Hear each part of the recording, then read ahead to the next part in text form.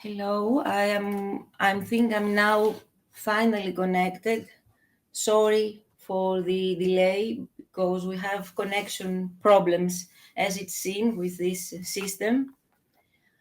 I am very happy to meet you digitally, of course, to connect with you through this activity of ERUA, of our ERUA, and to these online master classes, which in my mind are something quite innovative for the ERUA itself and for, let's say, the connection between our students and regions and the academic experience.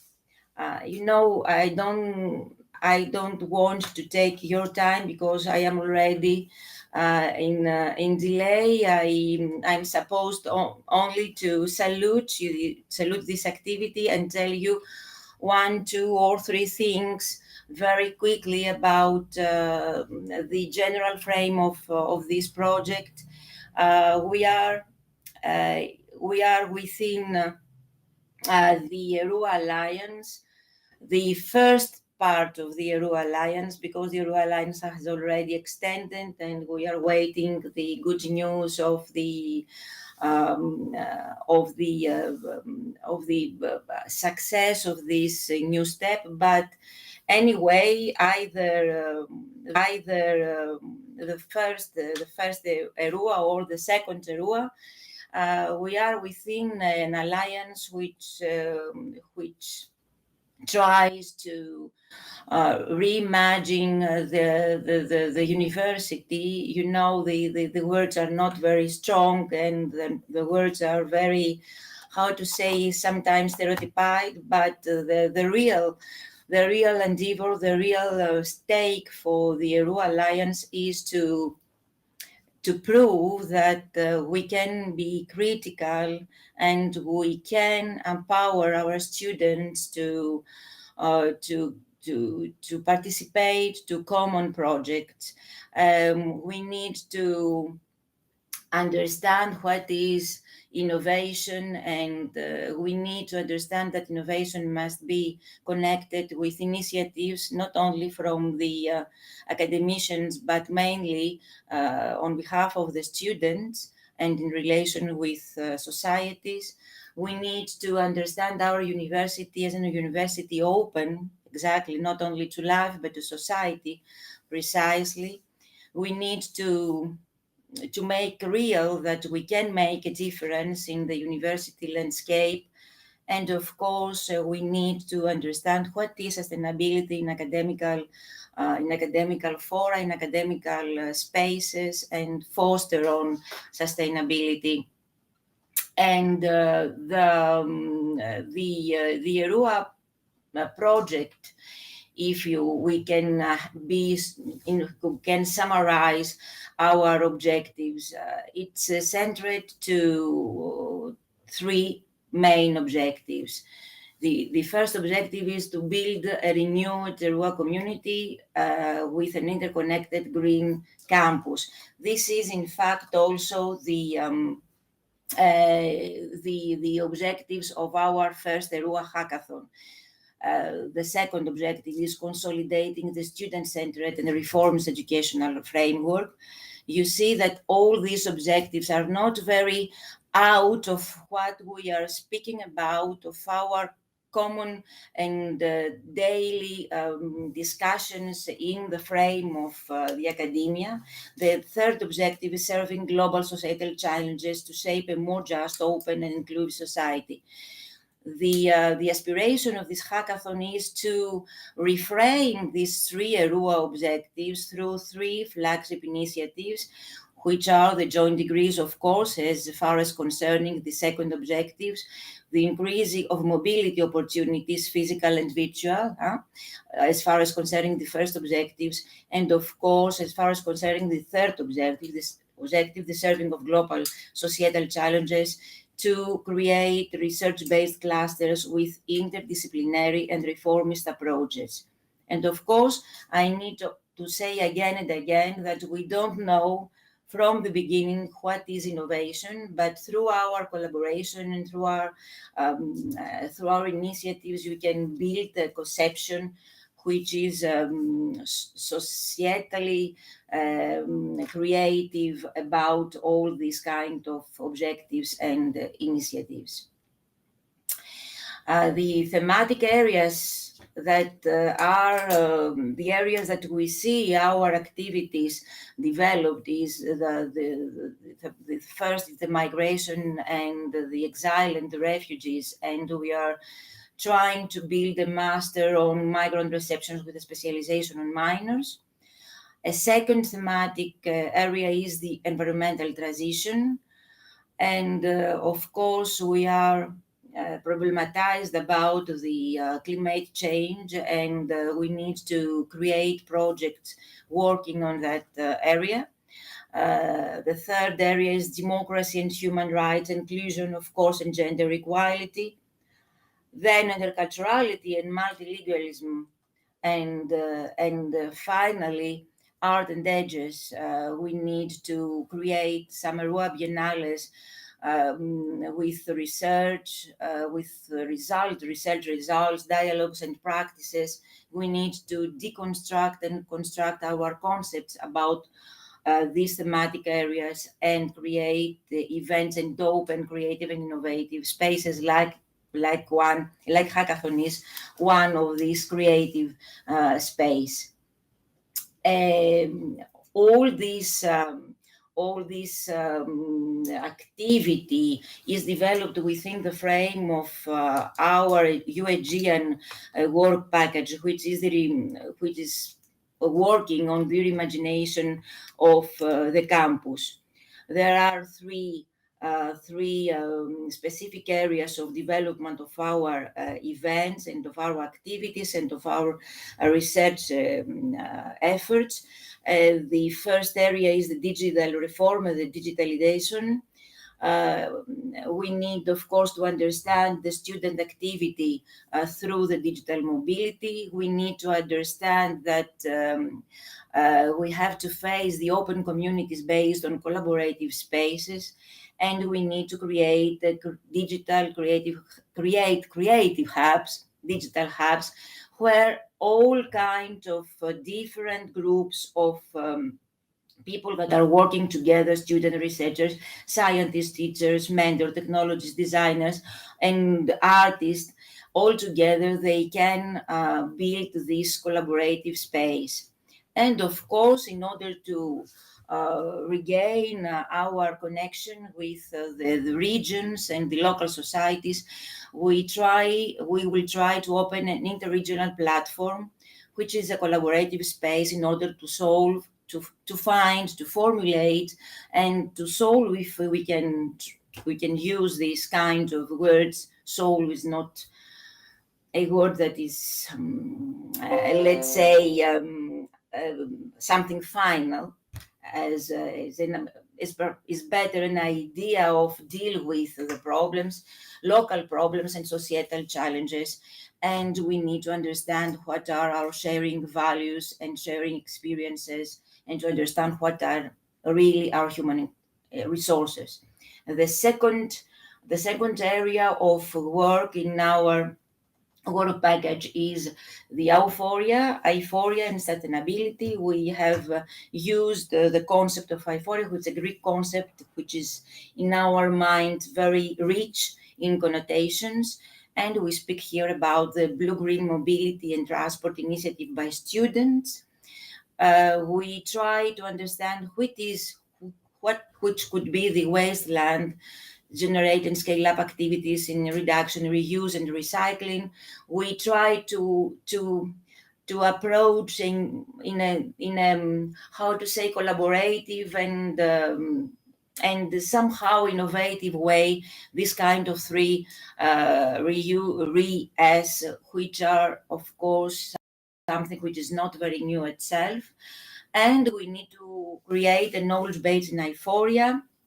That means sustainable development of social ecology in campuses and regions, and of course a digital campus could be a target for our the creation of digital campus could be a target for our work package. And finally, my preferred area, imagining the campus through the creativity in euphoria. This is the ERUA house. This is the house of ERUAHackaTHon, in fact.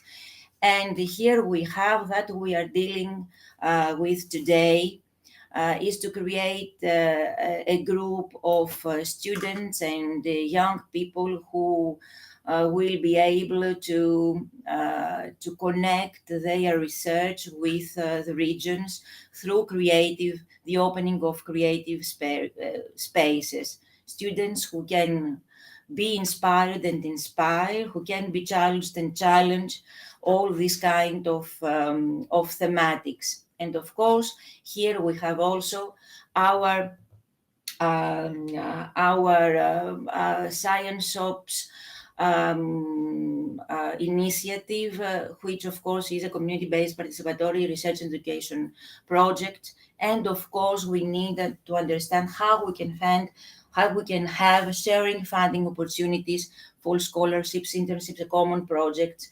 You see again the opening of collaborative spaces is very important for us. We need to see connected events, experiments and courses and digitalks, and we need to see our students have the initiative to organize all that with our regional partners. So I hope I was very quick, and I wish you all the best for this meeting today. And I'm very happy to host you again in our Aegean collaborative creative space. Bye-bye.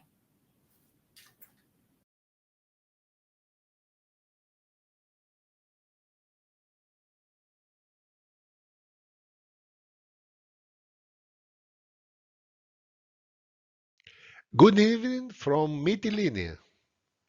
Welcome to the first ERUA Hackathon 2023. My name is Theologos Athanasselis. I'm working for Special Managing Authority of North Aegean Region, and I will give a short talk about the impact of EU funds on the development of North Aegean region and each island particularly. North Aegean. What do we know about North Aegean?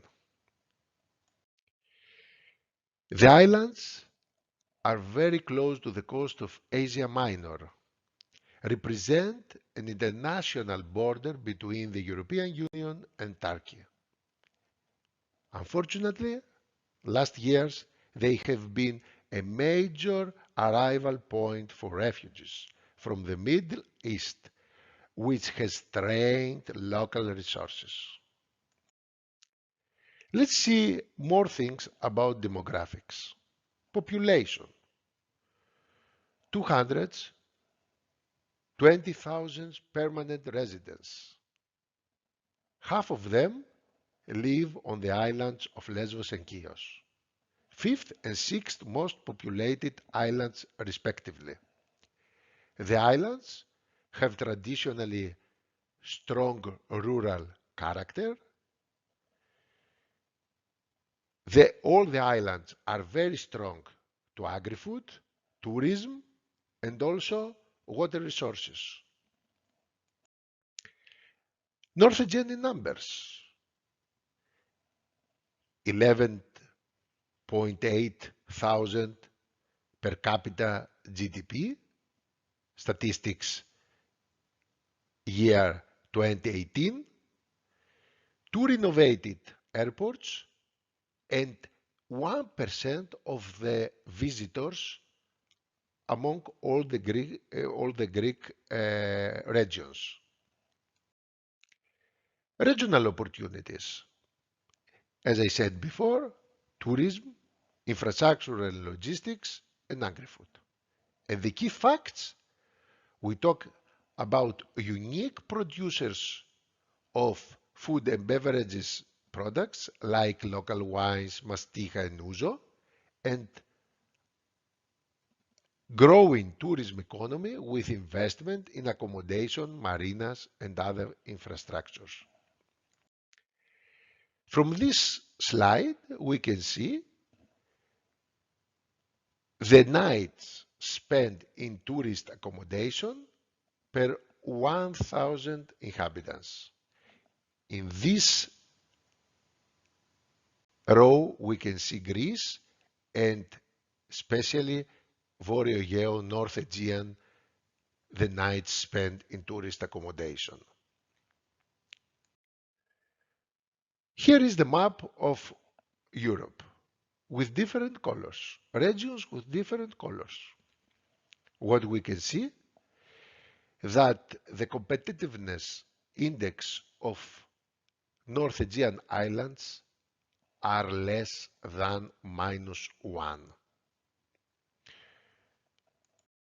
And here is the innovation performance all over the EU regions. And we can see at this column Greece, the statistics, and Voreo is not the last, is let's say in the middle with 63 score, when Greece, the average is 78. SWOT analysis for our islands. Where we are strong. We have rich and relatively unspoiled biodiversity. We have strong tourism with natural advantages, quality food and drinks products with designated origin protection, university as both a means of attracting skilled students and graduates and of developing and diffusing technologies into regional firms. And also we have strong agencies, regional governmental agencies. Weakness, insularity, leads to a higher relative cost for businesses operating from the islands. Fragmented business structures with small size of firms and lack of critical mass. Lack of quality business support services. Aging population. University remains largely disconnected from regional enterprises even if there are ad hoc cases of cooperation. Opportunities. Underexploited tourism potential from Turkey and other nearby non-EU countries. Underutilized potential of clustering of regional firms. Mastic producers model has been replicated by other sectors. Rich potential for new products and services based on specific characteristics and culture of each of the islands. A relatively good level of digital network connection and proven usage of internet potential. Threats. External migration leading to a brain drain. Potential conflict between further development of tourism and island biodiversity. Regional development planning may continue to fail to take account of business needs and focus on infrastructure. Lack of experience in designing and implementing innovation type measures. A risk of continued lack of a joined up regional development policy across programs and funds, and of mainstreaming of successful actions. EU funding. When we talk about EU fundings, the first thing we can assume is European Regional Development Fund, the Cohesion Fund, and the European Social Fund Plus. It's a new term according to the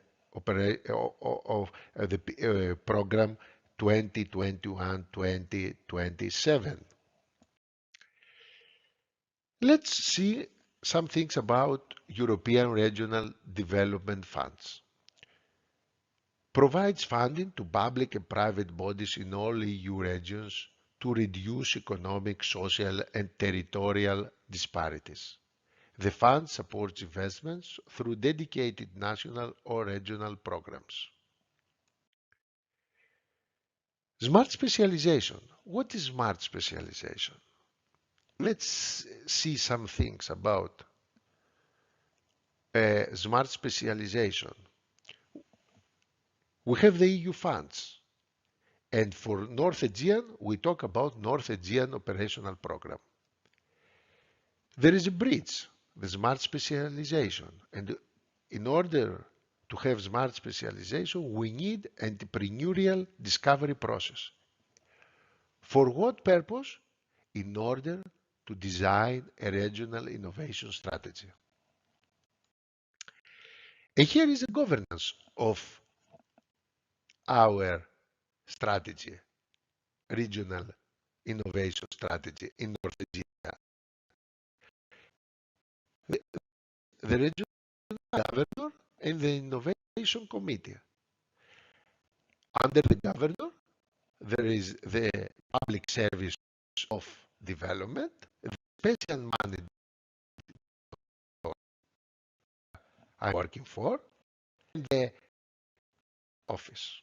Also, in some other groups, working groups for tourism, for agri-food, and for culture.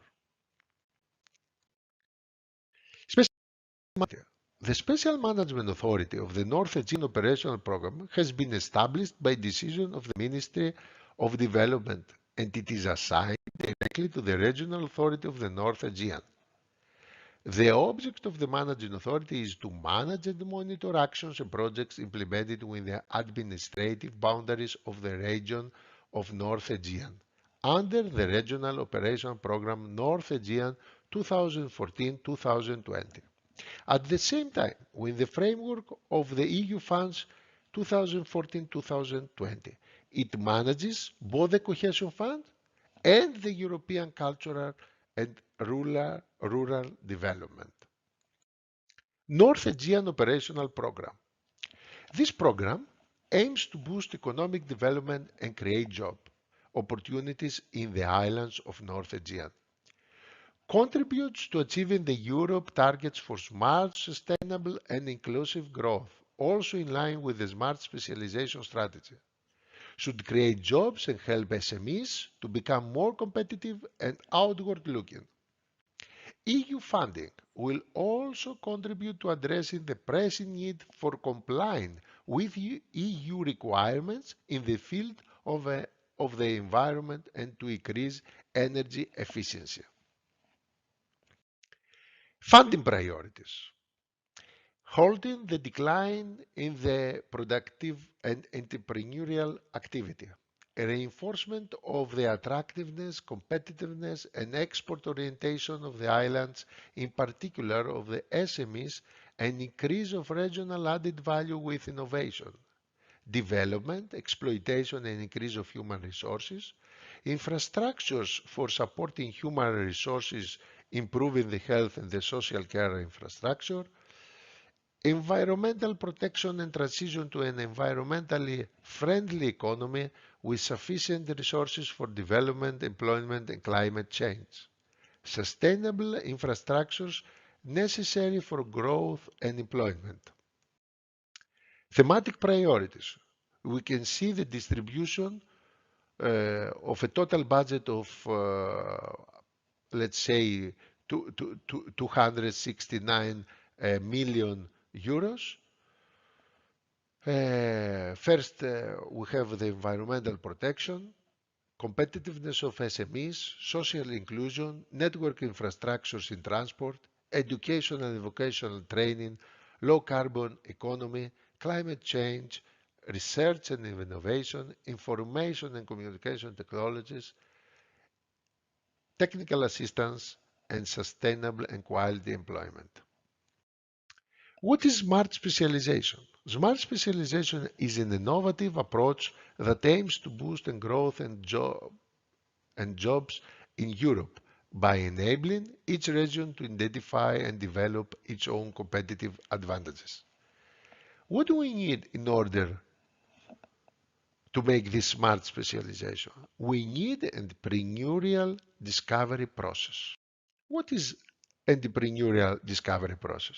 Entrepreneurial discovery is a participatory, active process of identifying and prioritizing key activities that link research and innovation to economic growth and social well-being, taking into account the particularities and the potential of the country and each one of its regions.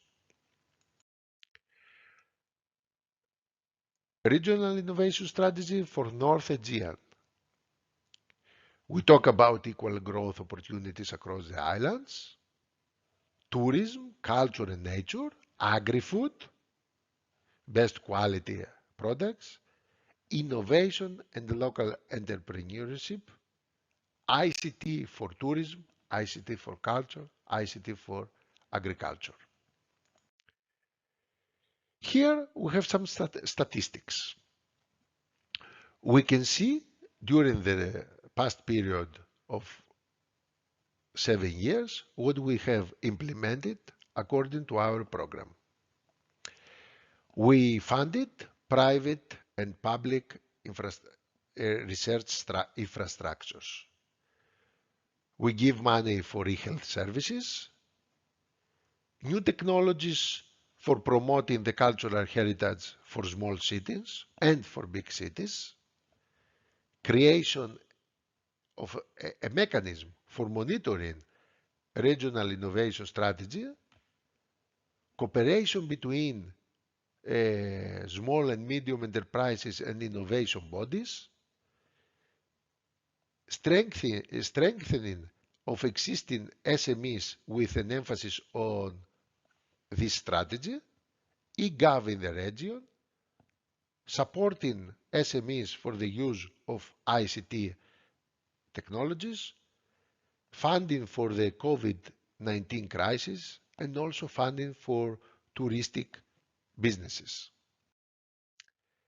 What we have implemented so far, we established a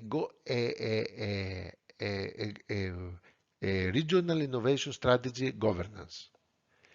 Also, we established an innovation office, funding of SMEs for COVID-19 crisis, public research infrastructures, Mastiha Research Center, businesses funding, digital funding, and also combining innovation bodies with businesses.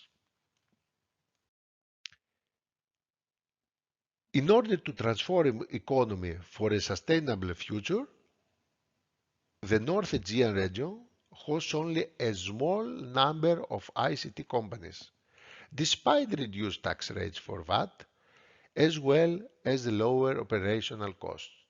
However, the use of innovative ICT can be of benefit in almost all of the major business sectors. Tourism, agriculture, fishing, and construction can achieve significant competitive improvements if they apply modern ICT tools in the production and marketing chains. Challenges. Economic crisis decreases the number of people, and especially skilled workers, which want to stay or to move into this isolated region, as in North Aegean. Local entrepreneurs find it difficult to differentiate their products and services from competition within and outside Greece. Local workforce finds it difficult to constantly adapt to technological innovations. There is no clear strategies that offer access to seed and venture capital beyond bank loans. There are no clear policy to attract university and other R&D institutions, especially the lifelong education in the region. There is no clear policy for tourism, old infrastructures, low private R&D investments. What do we hope? We hope that our operational program give the advantages to the private and the public service to make North Aegean better. Thank you very much. I finish.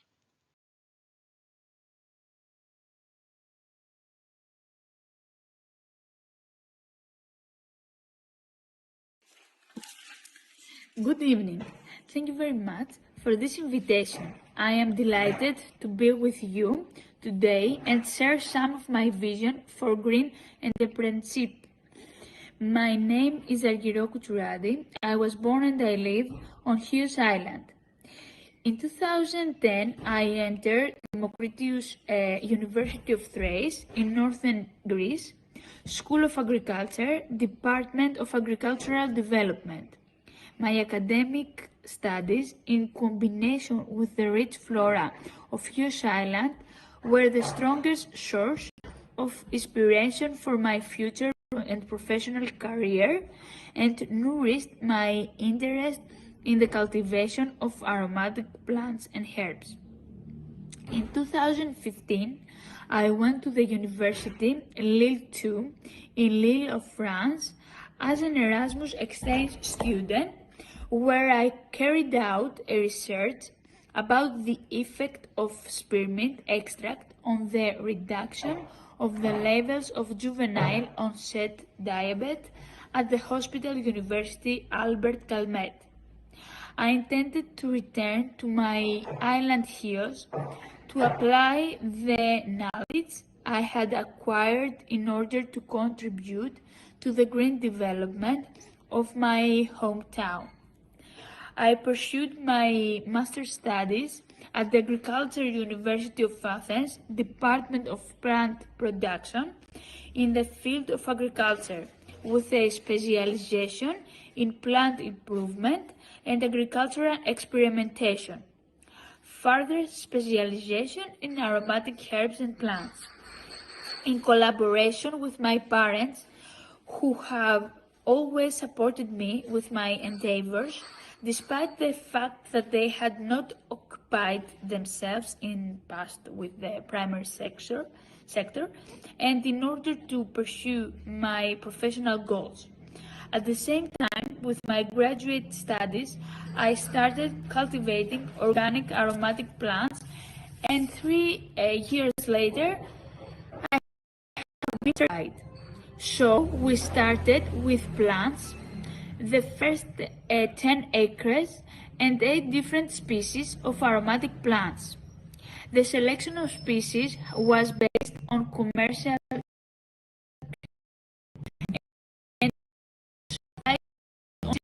could be cultivated on Chios Island.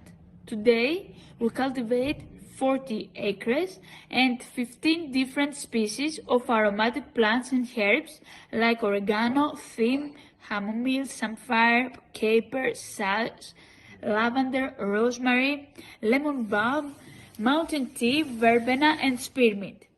Our brand name, Myrovolos Organics, highlights the uniqueness of the island of Chios.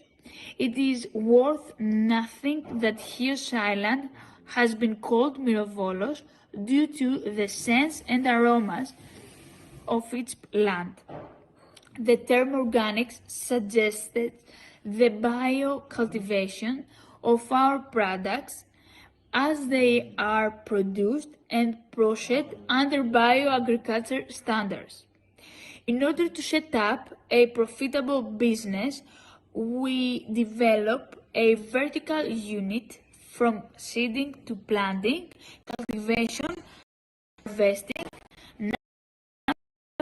packaging, and after the shipping, so that we receive the added value of our product. In 2018, we went on the market and our products are found almost all over in Greece. Our products are exported to countries abroad in Europe, United States, and Dubai. A challenge we had to deal with was the communication channels, and that we need the students' help. We need to find new markets to expand our products as well as new effective ways of marketing.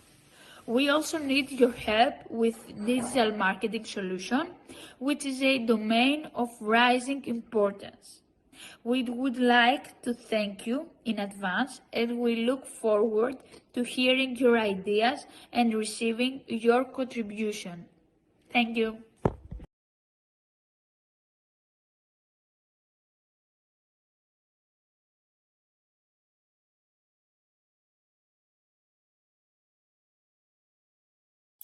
Hello, good afternoon. Thank you very much for the invitation, and I'd like to thank the speakers, that Professor Theodoropoulou, first of all, and Mr. Athanaselis for making also the link with what I'll present to you. Let me try to share my presentation, otherwise I'll ask Ms. Gota to share it. Just a sec.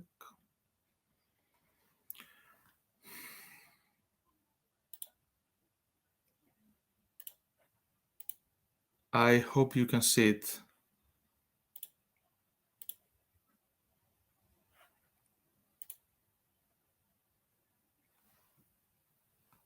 Markella, could you please confirm? Okay, thank you. So, I'm sorry, with this new platform, I'm totally not familiar. Just a sec.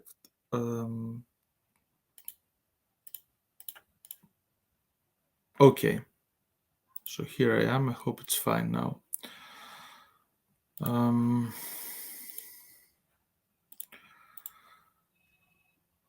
Okay, so a few words about the Conference of Peripheral Maritime Regions, the CPMR that I work for and represent here today. The CPMR is an association of some 150 regions from all over Europe. As our name says, we represent the peripheral and maritime regions from the different sea basins of Europe and also beyond. We have members across Europe and some in Africa. And our role as a think tank and a lobby for our members, the regions, is mainly focused on specific policy areas such as cohesion, transport, maritime policies, climate and energy, and migration. And we are structured. So what happened now? Okay. Thank you, Markella. Thank you. I thought. No. Okay. Let me try again.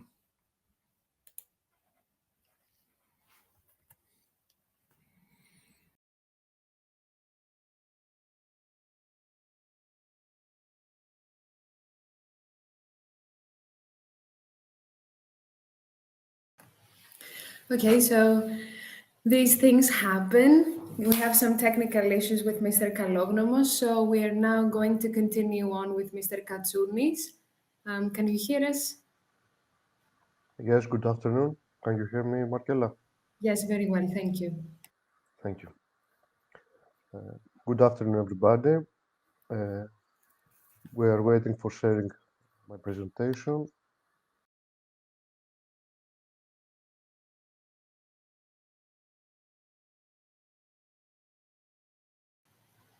I think it needs a bit of time to upload.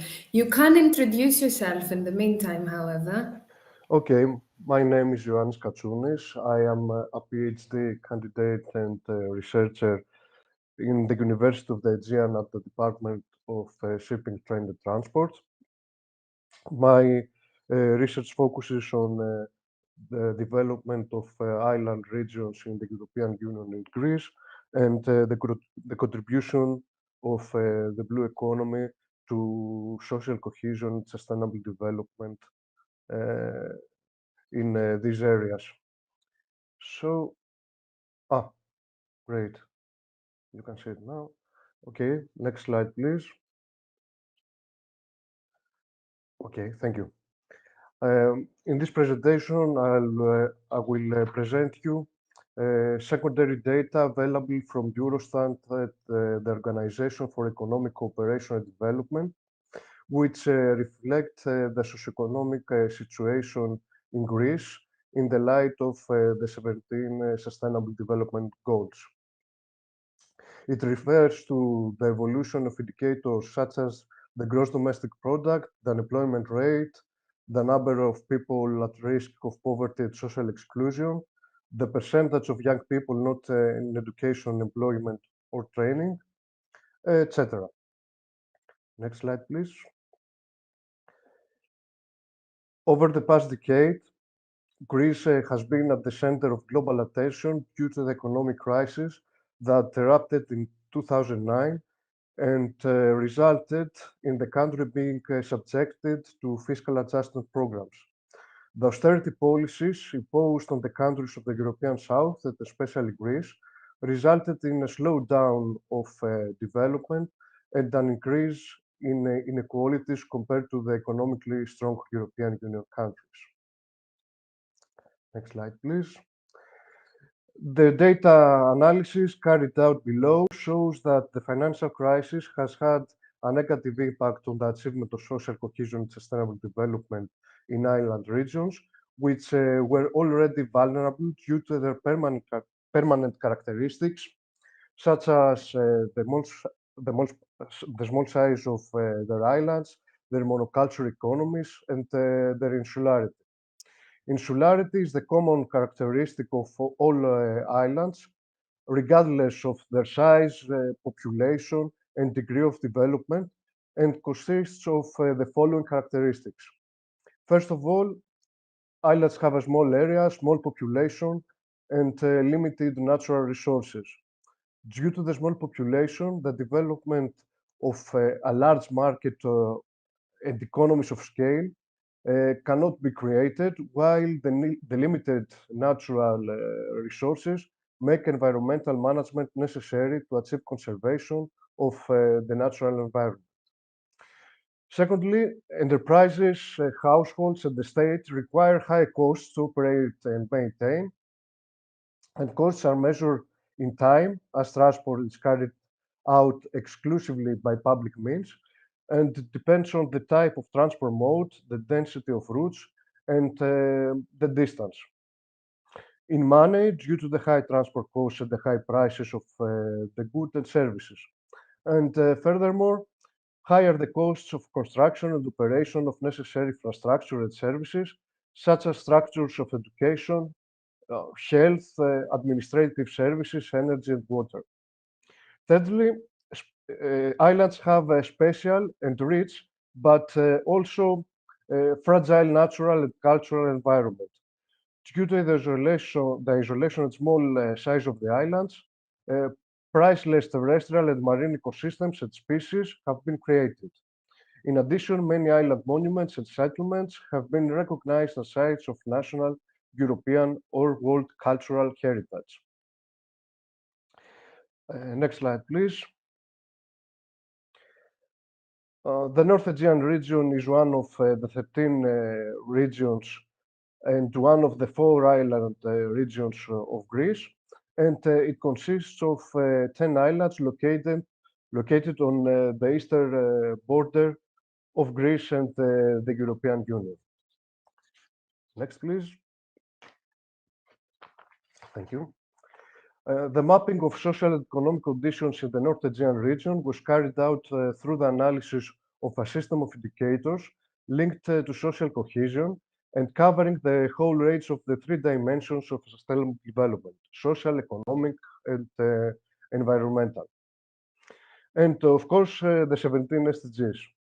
In this way, it is possible to record and compare the performance of the North Aegean region with the rest of the Greek regions, with the national average and with the average of the 27 European Union member states. Next slide, please.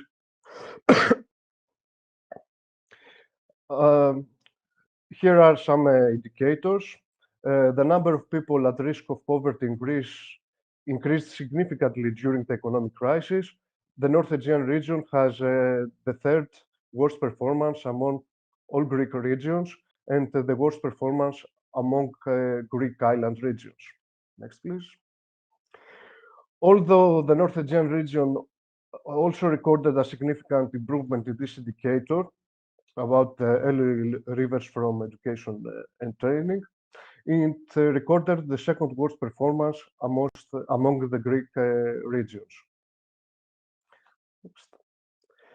The percentage of higher education graduates in Greece appears slightly higher than in European Union member states.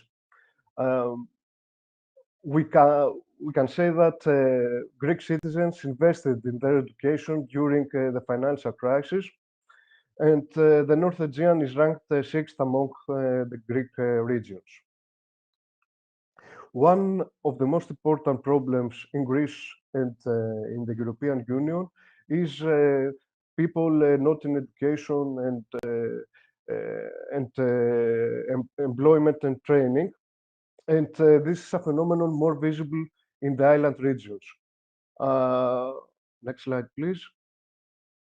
This phenomenon lies in the accumulation of social vulnerability and results in social exclusion. We can conclude this problem existed before the outbreak of the economic crisis and that it is a permanent feature of the islands. Next, please. And now some economic indicators.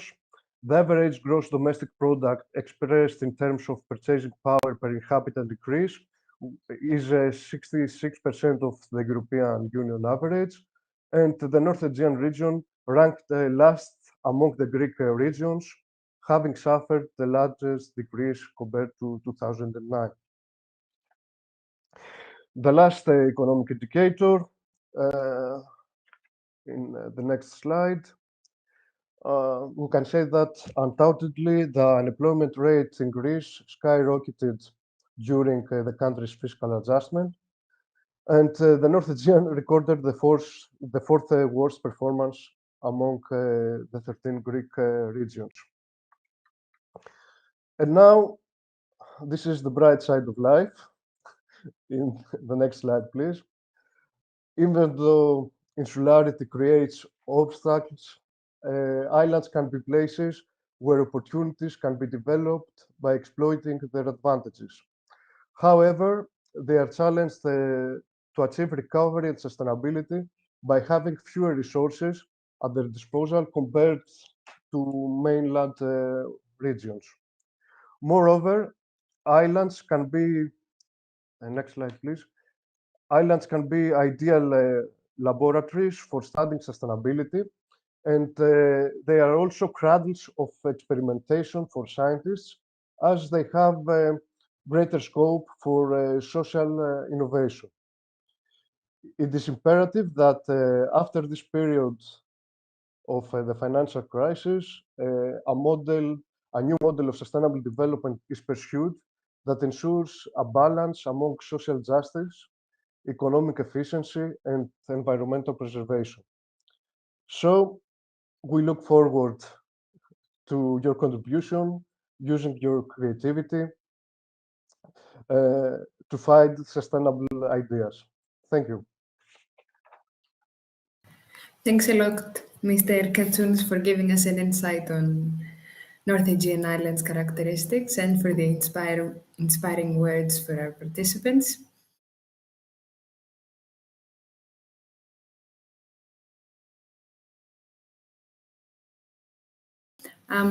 We would invite Mr. Kalognomos to continue. So I'm back. Thank you very much. Just tell me how much time I have at my disposal so that I can adapt myself. First of all, let me try to share my screen now. Yes, please. So I hope you can see it, because I can't see you right now. So if you can tell me. Is it fine now? It's okay, so. Stavros. Thank you. Thank you very much. So, as I said, we are an association of regions, regional authorities.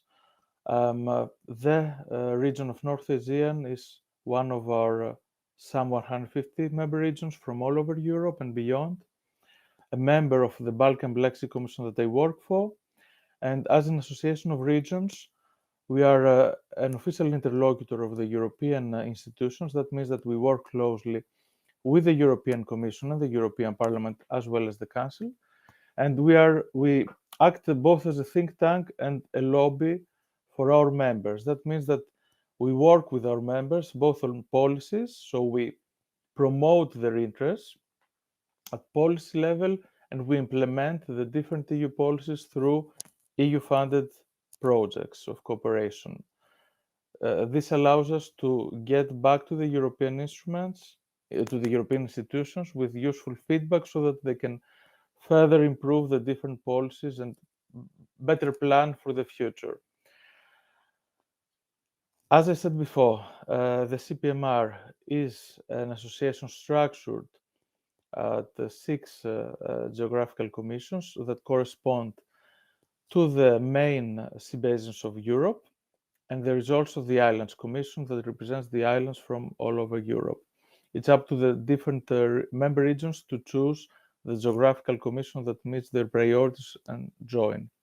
But still, apart from the job we do, apart from the work we do at the different geographical commissions level, they all work together through the CPMR under the umbrella of our organization. So you may see a few pictures of our lobbying activities as well. Since we are an official interlocutor of the Commission and the Parliament, we are almost everywhere and always there for our members when it comes to policies that concern the regional authorities. And we bring in our experience and expertise. And as I said, so the members are the regional authorities, but when it comes to implement the different policies or to work on projects, we work with different institutions based across our membership. That means that we work with universities, with centers of research, with NGOs, municipalities, and so on. That's why we have a very close cooperation also with the University of the Aegean, and I'd like to thank all the team of the University of the Aegean for that. As I said before, our priority areas are mainly these ones. However, it depends on our members to ask us and to add additional thematics and topics that we work on. That means that tourism that you don't see here, it's also part of what we do because there is an increased interest from different CPMR members. So we add tourism to our work, both policy and projects work. I have, when you'll receive the presentation, you'll find all the links on the photos. I've added them. And as an official interlocutor of the European Parliament as well, we hold the secretarial support of the Seas, Rivers, Islands and Coastal Areas Intergroup, CIRCA. This is an intergroup. It's mainly the biggest maritime forum in Brussels that gathers not only members of the European Parliament, but stakeholders and key actors from across Europe and allows them to exchange on emerging issues, on their priorities, on different challenges they face, and try to find common ways of action. Among the vice chairs of the CIRCA, we have also 2 Greek MEPs. We have Mr. Kokalis, who is responsible for the Blue Economy, Maritime Industries and Ports portfolio, and Mr. Meimarakis, who is in charge of the Tourism and Mediterranean portfolio. What we do, just to bring it closer to the region of North Aegean and Greece. So in the Adriatic-Ionian region and the wider Black Sea region where Greece belongs to, we are present through 3 different geographical commissions, the Balkan and the Black Sea one, the Mediterranean and the Islands Commissions. There is a task force for the Adriatic-Ionian region. I'll get back to it in a while because I have some fresh news. This week in Brussels, it's the macro-regional week, and I just had a meeting with the tourism coordinator of the Adriatic-Ionian macro region, and I have some relevant news that are surely of interest to the University of the Aegean, and I hope of some of our participants. So we have a task force co-chaired by the regions of Ionian Islands and Marke, and we also coordinate the ERUA Plus initiative that focuses mainly on sustainable tourism, culture and creative industries, and circular economy, with youth as a transversal priority. In the wider Black Sea region, because Greece is in both regions, and in fact, the University of the Aegean is also a member of the Black Sea Universities Network. So for the wider Black Sea region, the CPMR is present through its Balkan Black Sea Commission. In the past, the North Aegean region had the presence of this commission. And we also have a memorandum of understanding and a cooperation agreement with BISEC, so the Organization for the Black Sea Economic Cooperation based in Istanbul, with 13 member states, Greece and Bulgaria that are involved in ERUA are also members of BISEC. We have an MOU with PSAMI, so the Black Sea Association of Maritime Institutions, with NALED in Serbia, covering the Western Balkans part of our commission. So it's the National Association of Local Development, and with the ICBSS, the International Center for Black Studies. With these organizations, among others, we also do common EU-funded projects. So how does it work, and why the regions matter, and why we are here today to hopefully not waste your time? So since the regional authorities are together with the local authorities, that means the municipalities are closer than other institutions, and for sure than the central state, to the citizens and to the local stakeholders, we can say that we have a bottom-up approach. So we have feedback from our members, the regional authorities that work closely with the local authorities and regionally based stakeholders, and we promote their voices, we make them heard at the EU level. So for the case of the Balkan Black Sea Commission, together with our member regions, we have an action plan. We elaborate it together, and we adapt it every 2 years to the latest trends and new needs for our region. For instance, I've put on my presentation what we have worked, have been working with the region of Western Greece about culture and creative regional ecosystems. So we have the action plan to see how we'll go for different EU funded projects, or how we will lobby for our interests and try to have our interests heard and reflected at the different EU policies. And some project examples I've put here to show you that it's not only policy work. Some members are quite worried when they hear policy work, because they think it's just blah blah and nothing concrete behind it. No, in fact, the policy work is always needed because it paves the way for EU funding as well, that comes through projects and other funds. So I have also some projects here on my slide, and the ISOLMED one that we had that we have the honor to have the University of the Aegean as our lead partner, and the University of the Aegean is also a MINEMI partner. So these are just a few examples to see how it works, especially when it comes to youth, because these three projects, together with ERUA Plus, are mainly focused on youth. And I have some upcoming some news that may be of interest to you in a while. So here are the examples of MINEM and ISOLMED, sorry for that, and the CCRES 3. So this is a partnership co-led by 3 active CPMR members. So they worked, they did policy work, and in fact it started just to see a bit how regional cooperation goes beyond borders and beyond macro-region strategies and sea basins. CCRES 3 started as Adriatic-Ionian initiative. It was a deliverable of ERUA project, but it developed. We worked together with the coordinators of Pillar 4 of the Adriatic-Ionian macro region. I'll say briefly that the Adriatic-Ionian macro region consists of 10 countries.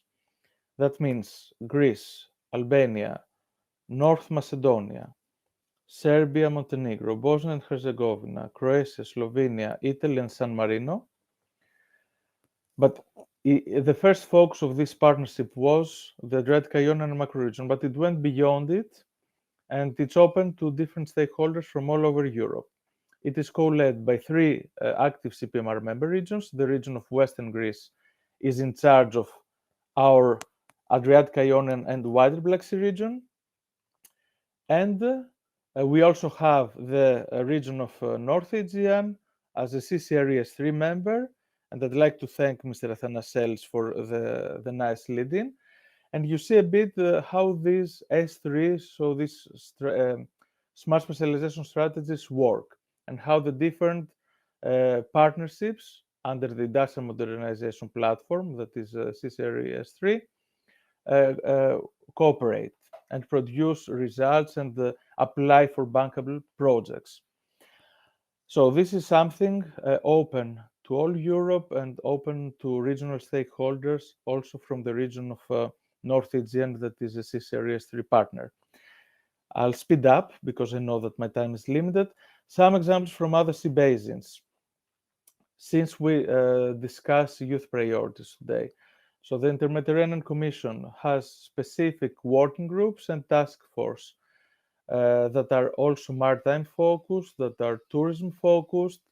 They cooperate with the Mediterranean Youth Council or the North Sea Commission of the CPMR that has a youth initiative. And it's very interesting to see how youth representatives from different sea basins of Europe exchange what their priorities are, sometimes what the age limits are. I knew that for Northern Europe, for instance, young people were considered up to the age of 25. Today I was told that for the Baltic, they changed it to the age of 35, for instance, that it comes closer to the Southern European standards.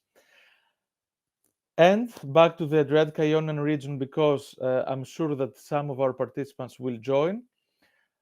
Just to let you know that from the 23rd to the 25th of May in Sarajevo, there will be the annual EUSR Forum. Bosnia and Herzegovina has the chairmanship of the EUSR strategy until the end of May. Then the Croatian chairmanship follows.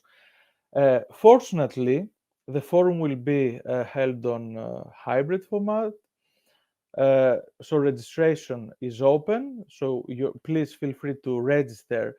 And we also co-organize with our ERUA Plus partners and that's CPMR some circular economy and youth-focused events. Something else I'd like to underline is that we launched an ERUA Plus study on circular economy open to academia and students. I apologize for the background noise. So we have shared the link with the University of the Aegean. The ERUA members, they can forward it to you. Your feedback is more than welcome because it will help us better work for the strategy. Just to mention that we will use also the feedback for the revision of the action plan of the Adriatic-Ionian strategy that is currently ongoing. And we will also launch soon some calls for internships under the ERUA Plus project. And we'll share with the ERUA members of the University of the Aegean this piece of information as well. Thank you very much for your attention. Just some backstage information I just got today, and they are relevant to what we discuss. So, as I said, the Croatian presidency of EUSR will start from the beginning of June this year, and they are planning to have a conference on the 21st of June on sustainable nautical tourism in Zagreb. We know that Professor Lekakou from the University of the Aegean participated in a 9 EUREC Plus side event on nautical tourism. So just to see a bit how it works. One event brings another one, and we share the feedback and the input we have from our speakers and the members with the policymakers. So this will be held in Zagreb on the 21st of June. I don't know yet the exact format. And there is also a study about the attitude of the visitors in the Adriatic-Ionian region. So this is part of the lobbying activity we do. And we'll get back to the University of the Aegean as well, and the region of North Aegean for their very much appreciated feedback. Thank you once again for your attention and for your understanding with the technical issues I had. It's okay. Thank you very much, Stavros, for providing the European perspective. I would like to invite Mrs. Kova to continue. Thank you very much for your patience. Good evening. Good evening to everyone. My name is Maria Kova. I work for Chios Tourism Office of the North Aegean region, and I'm going to try to give you a brief idea about the situation in Chios tourism. Let me try and share my screen. Perfect. Chios is located opposite to the coast of Asia Minor. The tourism sector in Chios is rather small. I wouldn't like to bore you with numbers. Numbers are available to everyone who is interested from our office. The tourism sector in Chios is characterized by some basic contradictions. Although Chios is situated in the worldwide famous Aegean Sea, its brand name in tourism as a tourist destination is still weak. And in spite being one of the largest Mediterranean islands, in fact, the fifth largest island of Greece, it still has a small tourism sector, and tourism infrastructure is not corresponding to the island's size and economy. There are few hotel beds, there is a small airport, which now is being extended, and a small port. It also has plenty of resources, yet not enough organized, sufficient, and diversified tourism services and products. Chios has got enough affluent people and quite big income per capita, although there is small investment in the tourism sector so far. To give you an idea about the island's assets that could be used and in tourism as a base, excuse me. To give you a brief idea about the island's assets, I'm going to mention the intact nature with hiking paths, green and diversified flora and fauna, due to the island's location among two continents, the green and rocky mountains, hot springs, beautiful beaches, caves, monuments, archaeological sites, medieval villages, UNESCO monuments like Nea Moni Monastery. You can see all this on our website also and have an idea. Excuse me.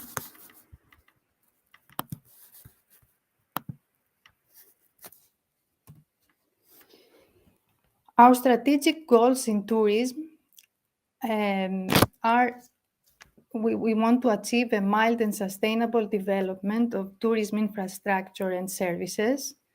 We would like to achieve better accessibility for Chios Island through air and sea, and have a more recognizable brand in Greece and abroad, and also have a more extended tourist period, which now is very small, only July and August. To achieve these goals, we have taken some actions. As Mr. Athanasselis told you, the Special Managing Authority, through the operational program of the region, has tried to motivate investments in tourism, both in private and public sectors. We also try, through our promotional efforts, to retarget our clients and appeal to younger people. And we also have tried to rebrand. We assigned a branding study to reveal the characteristic of the island, the characteristics of the island and its identity, both to the locals and to the visitors. You can see here what the study has brought to the fore. It has stressed out the natural asset of the island. The bottom line of the promotional proposal is Chios loved by nature, because, as I told earlier, due to the island's location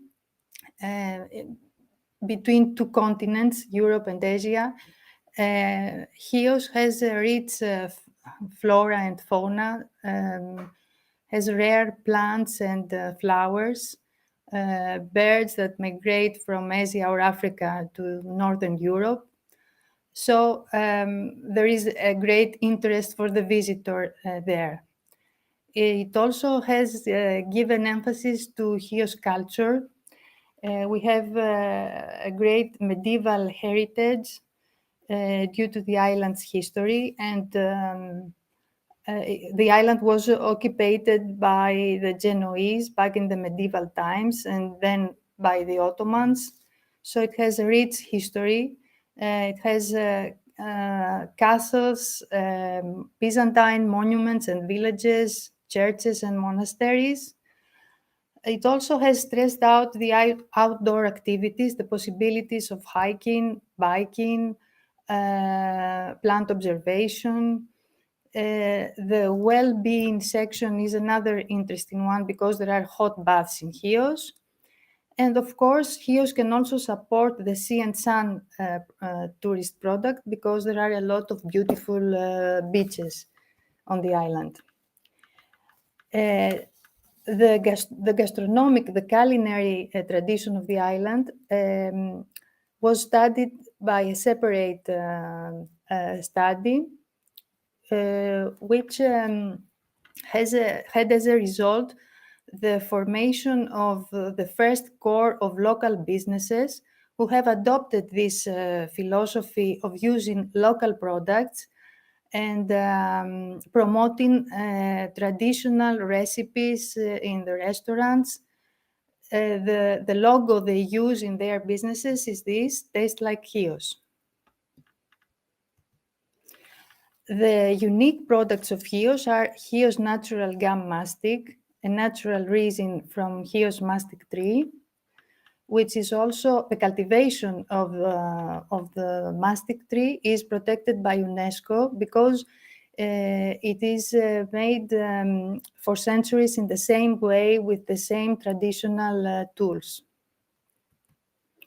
Chios mandarin. We have a lot of orchards in campus area, which is a very interesting area that combines natural beauty with architectural interest. And of course, local spirits like Chios Ouzo, Chios mastic liqueur, and Chios Suma. We have made an effort of including all this in our website, which is chios.gr. I don't know if I can reach. Yes, I can. We have given emphasis to some themes like Homer and his connection to Chios. Homer is the world famous ancient epic poet, and it's known that he is connected to Chios. The tradition says that he lived here. We also have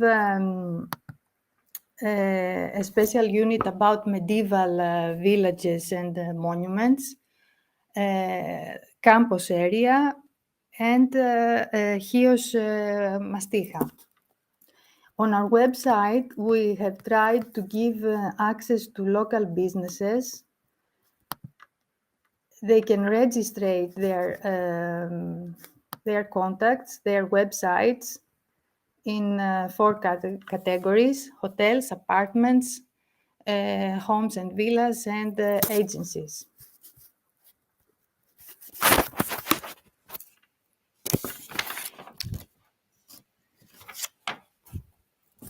To conclude this presentation, I would say that tourism in Chios may still be a small sector, but has a lot of potential and offers challenges. A challenge might be to promote innovative tourism services based on the island's rich natural and cultural resources. Another interesting perspective is to propose new functionalities for our website and ways to develop its visibility and efficient information. Thank you. And if you have any questions, I'm willing to help. All right. Thank you very much, Mrs. Kova. I'm providing the island's identity for our participants. Has Mr. Bofilatos joined us already? If not, I would like to continue with Mr. Plakotaris from Kiss the Earth. I think I can hear you now. Can you? I can Great. hear sounds. Yes, perfect. Okay. Saving the day. Great. Let's So, go. I can tell you a few things about our company called Kiss the Earth, based in Chios Island. And I will be happy if you have any question or anything.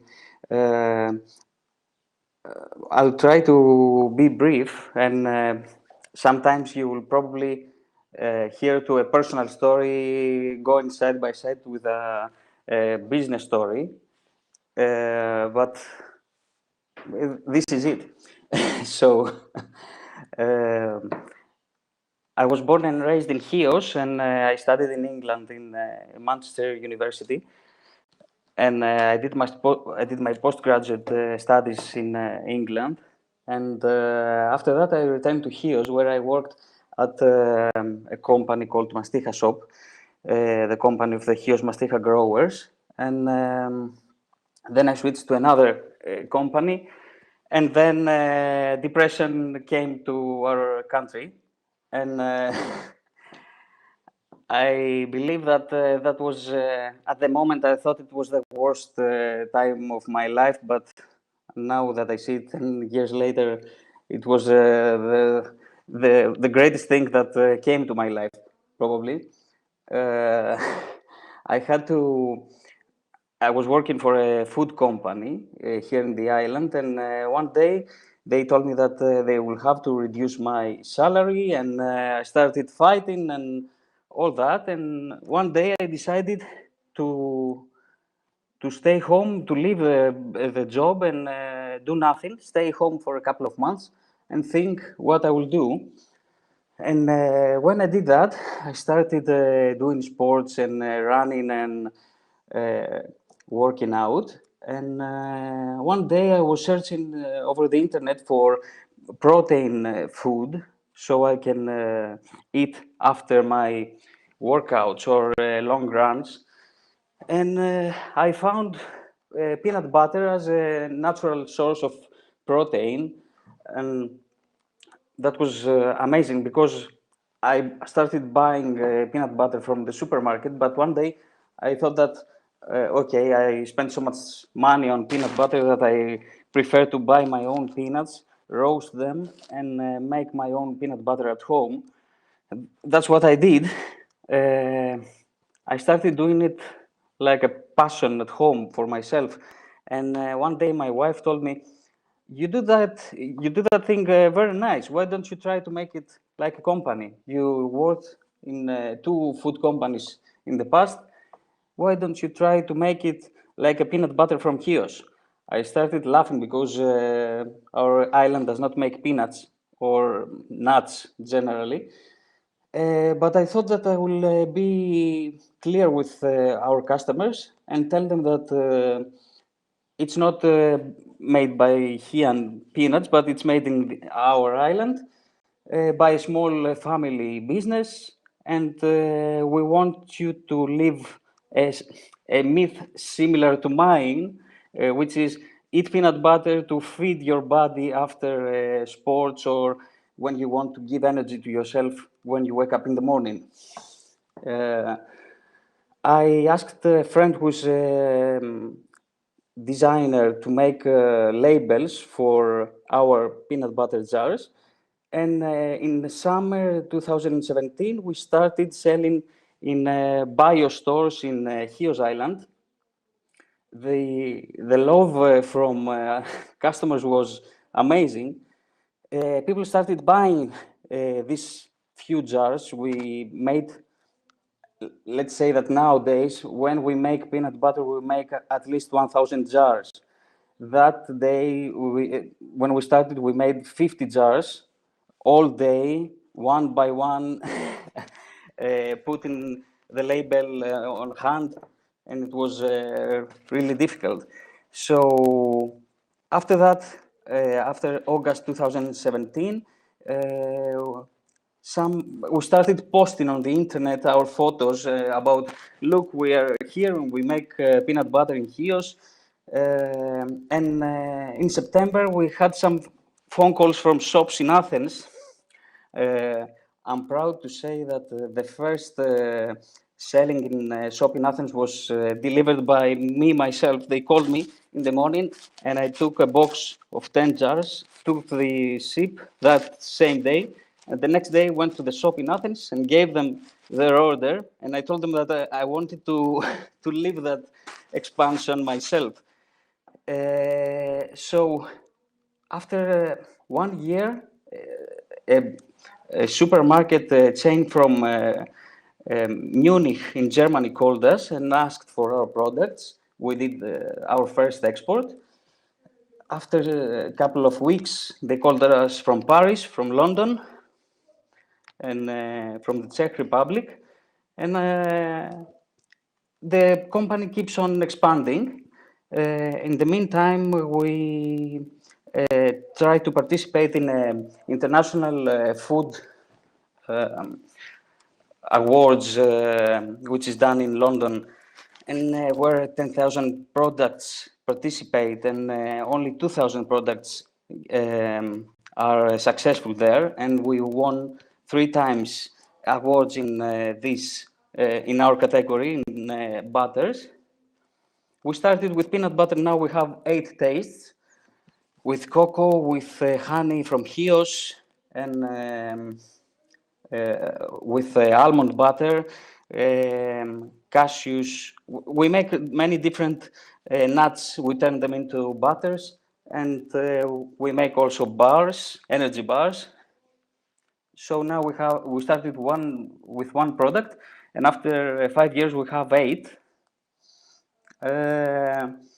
I love to say that we're not in the food business, we are in the fun business, because it looks like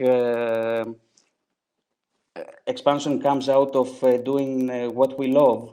It looks like peanut butter found us at home and told us to save ourselves from the depression and from all these problems we had at that period.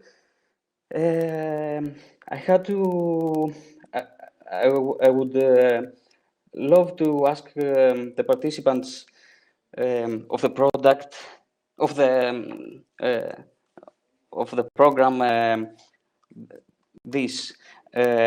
Many times we have problems in finding natural raw materials in good prices, or finding retail shops, like having an organized database of retail shops in Greece or abroad.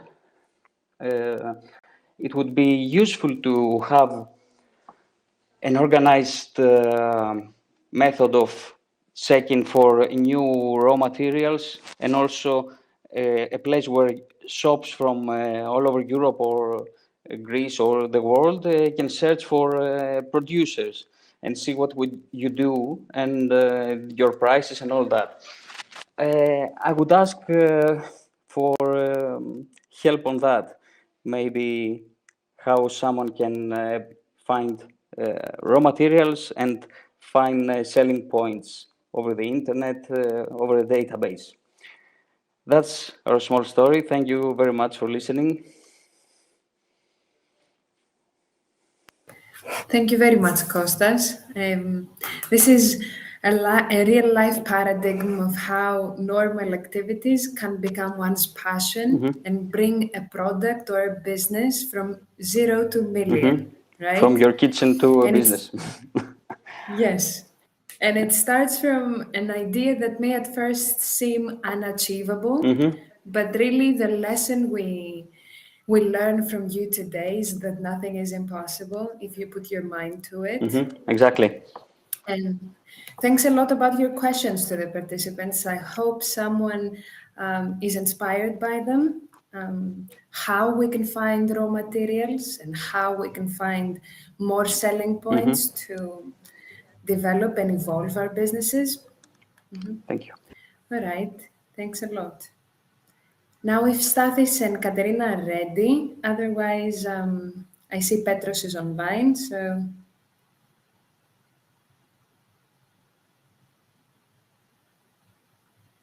Let us check. Whoever can be heard will continue. You can try unmuting and we will see.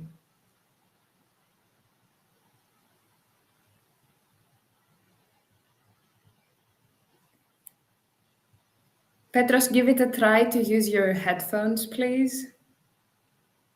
As you know, technical issues today have taken their toll.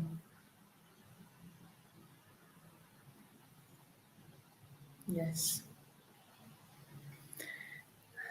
I do urge participants to ask any questions at any point of these presentations. We will gather them all and ask our speakers.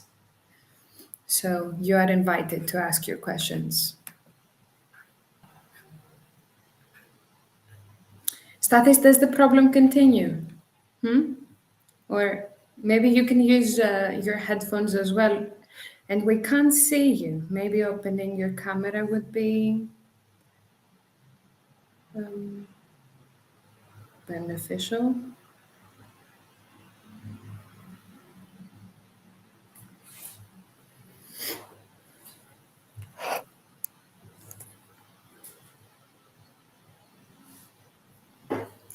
I have already received some questions, but they are of technical issue, and I would like to address them after all our speakers have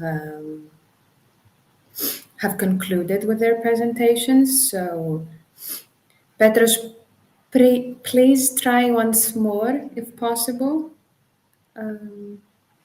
because I know that Stathis has not resolved his technical issues.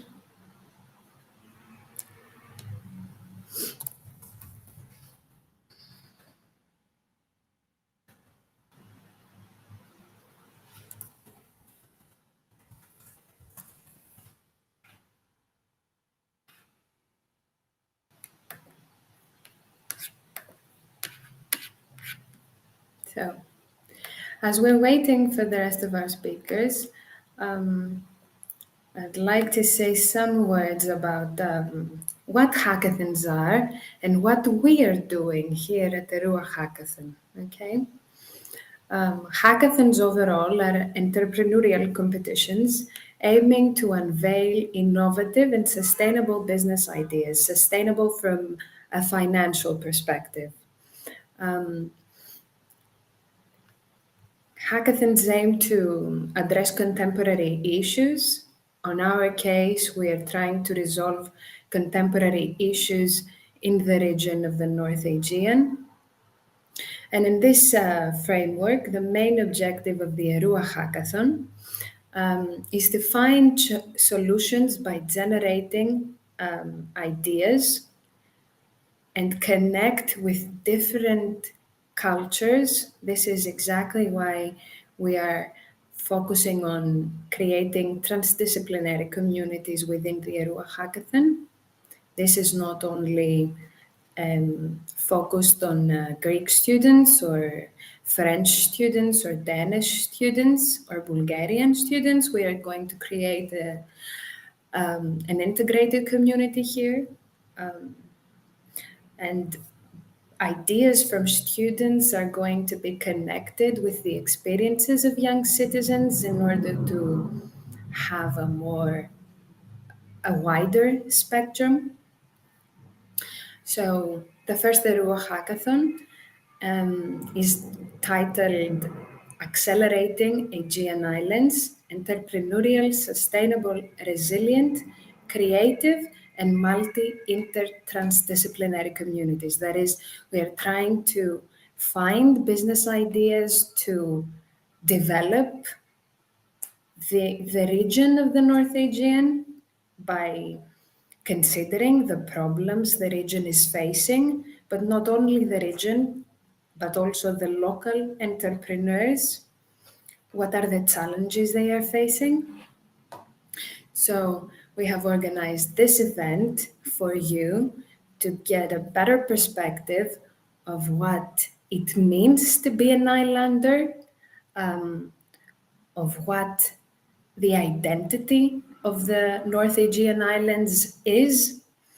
And we really wanted you to take, to have a perspective on what the assets and the background of the islands is.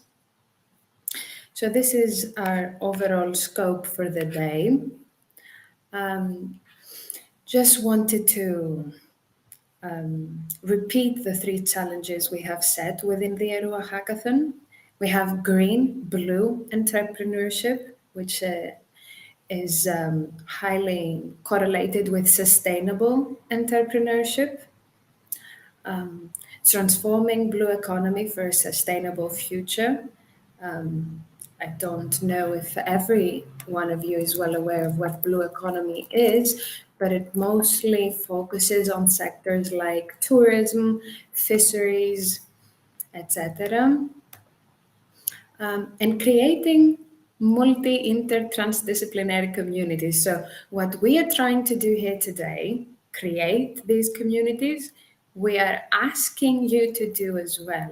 Like, how can you take advantage of the isolated character of the islands to create integrated communities with people from different backgrounds? I think Petros is ready now.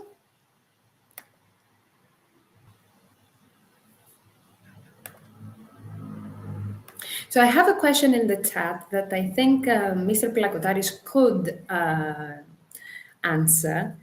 How are local businesses informed about developments on a European level? And I am asking Kostas about this because he mentioned that a lot of European companies communicated with him. Is that correct? For having your products?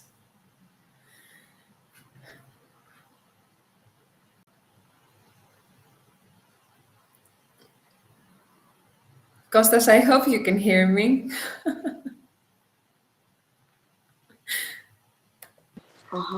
I can, of course.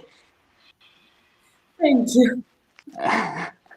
I was responding to a question here. Okay.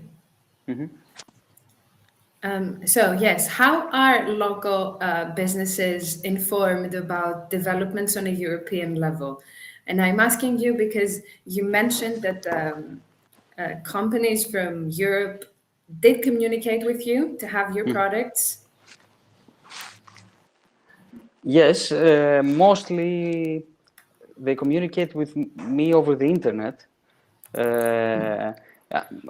I can tell you my experience. I was the first selling person who sold Mastiha products to pharmacies.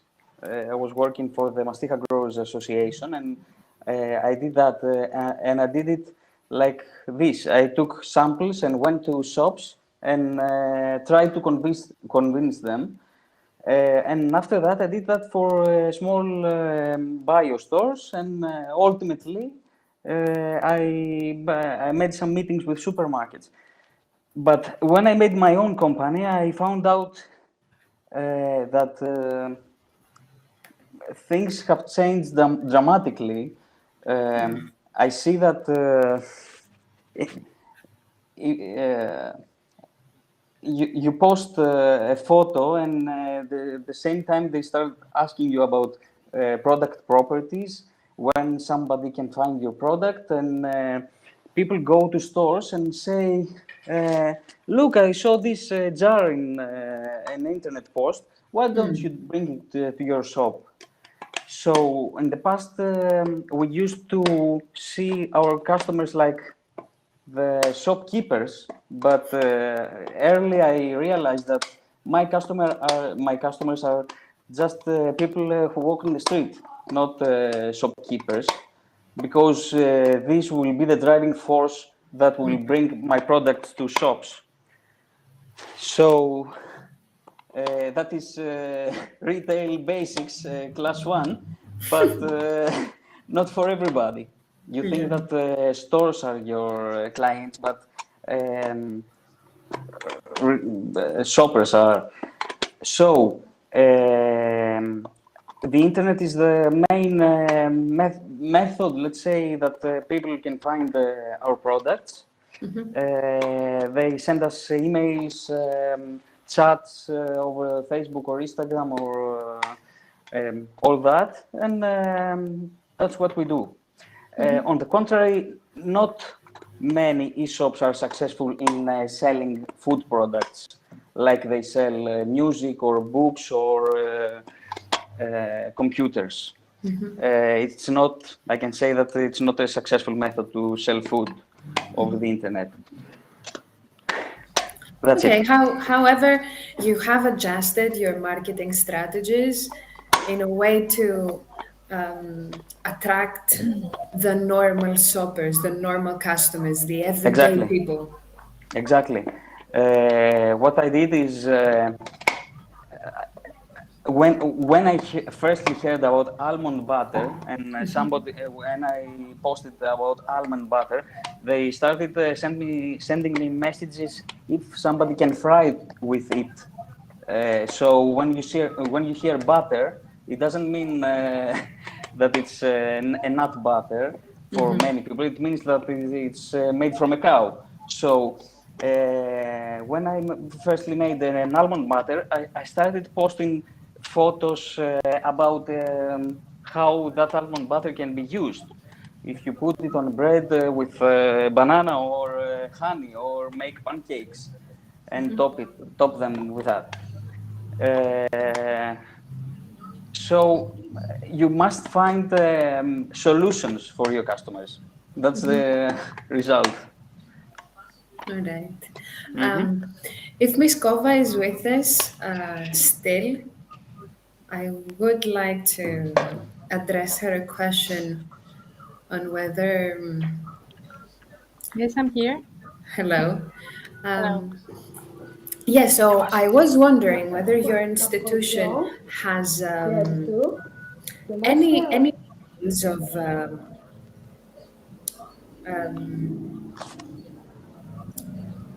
communicating, let's say, the assets of Chios Island to European agencies or European institutions. Do you have any communication of the sort? We we attend tourism exhibitions a lot, where we meet with foreign agencies and make presentations there. The GNTO offices, the Greek National Tourism Organizations, local offices abroad help us a lot to do presentations. And also we try with digital marketing and some advertisements in magazines and digital media. I think we could do more. That's the truth. For sure. The enemy of good is the best. That's what they say. Yeah, always. So We also do FAM trips, familiarization trips. We call journalists and agents to visit, and we guide them around the island and the sightseeing. okay. So if we asked you to do a needs assessment, what would you say is the gap that could be filled with a new business idea? I think we could do more with digital media, with social media. That's why I addressed the challenge about our website also. If someone comes up with a new idea about a new function for our website or a new app connected to our website and promoting some special possibilities for HIOS, that would be great. Okay. So to better facilitate our participants, I would ask for Mr. Kalognomos to share a challenge that may be of interest on a European level, always focusing on the three challenges we have set within the ERUA Hackathon. Challenge of interest. That's tricky.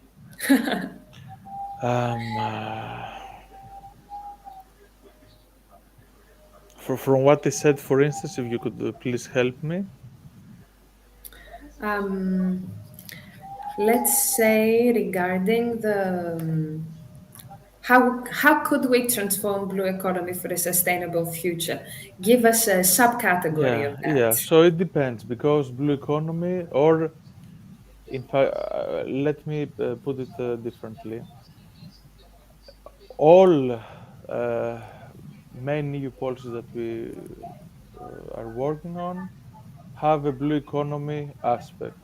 When I said the cultural and creative industries or the circular economy, they all have a blue dimension. When it comes to cultural and creative industries, when we set up this partnership, because we're still trying to boost a bit more the blue aspect, we said that, okay, culture and creative can be also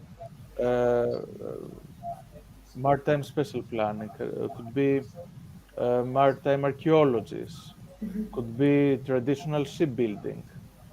So this is culture and creative and blue.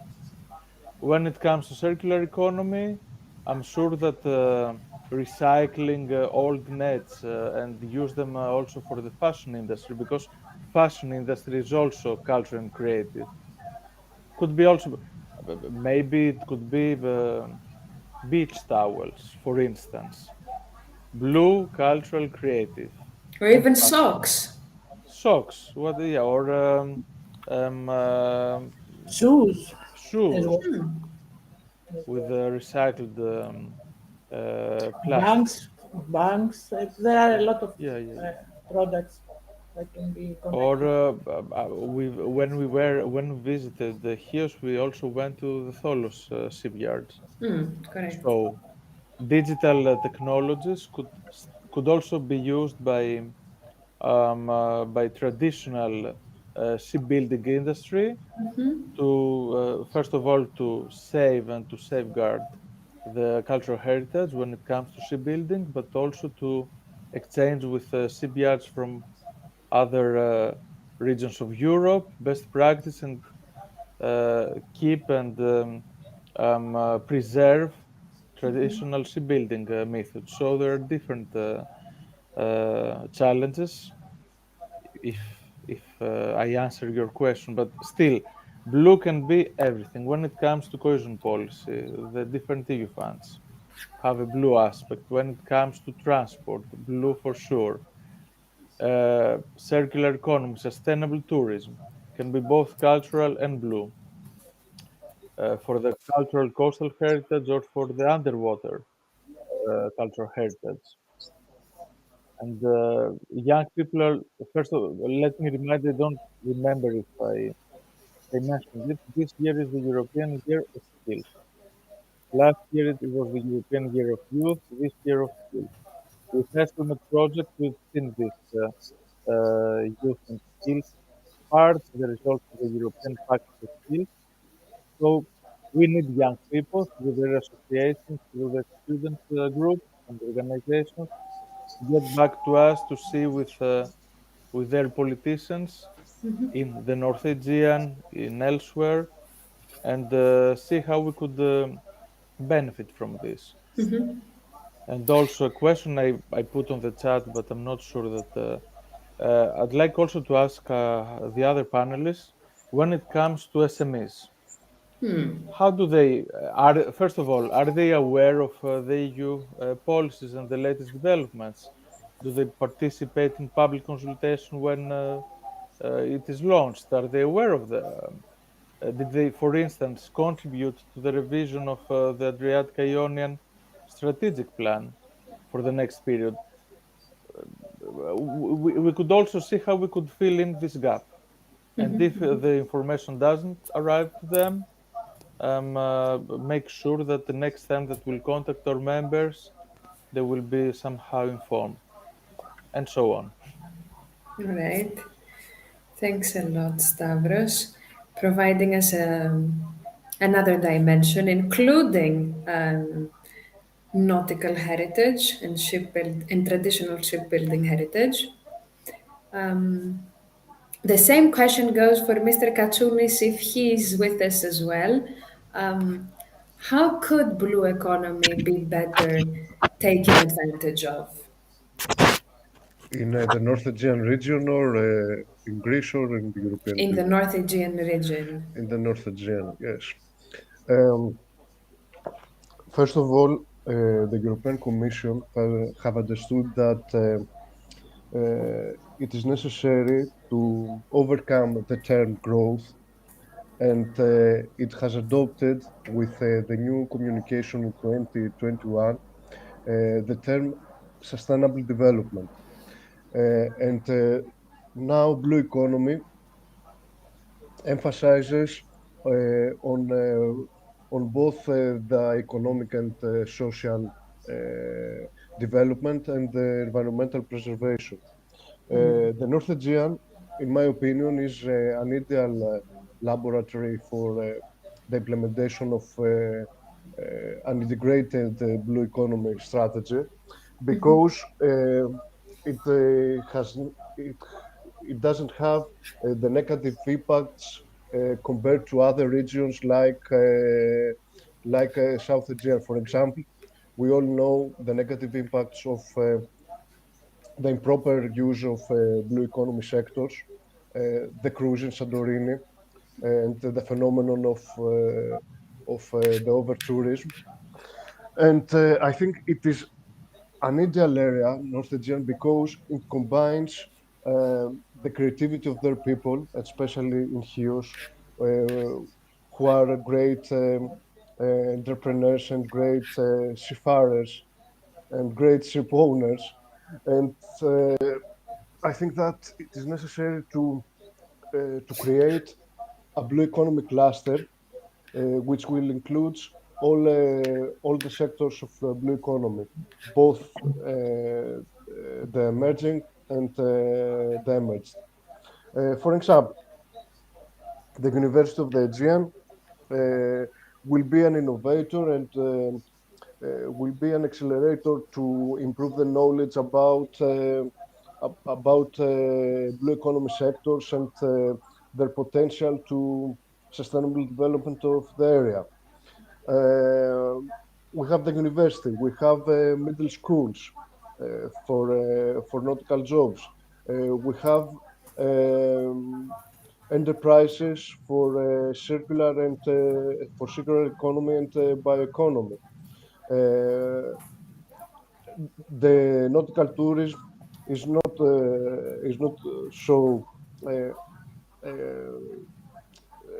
so developed in this area, but we can make steps to adopt policies related to these sectors. I think that the future Is bright. For us. Perfect. Thanks a lot. We still have some technical issues with the live audio from Petros Marinakis, but we have your video. Please talk again. I think I heard something. Did you? Does it work? Oh my God! Finally. All right. We are very glad to hear you. You have the I'm very floor. glad to be here. Okay.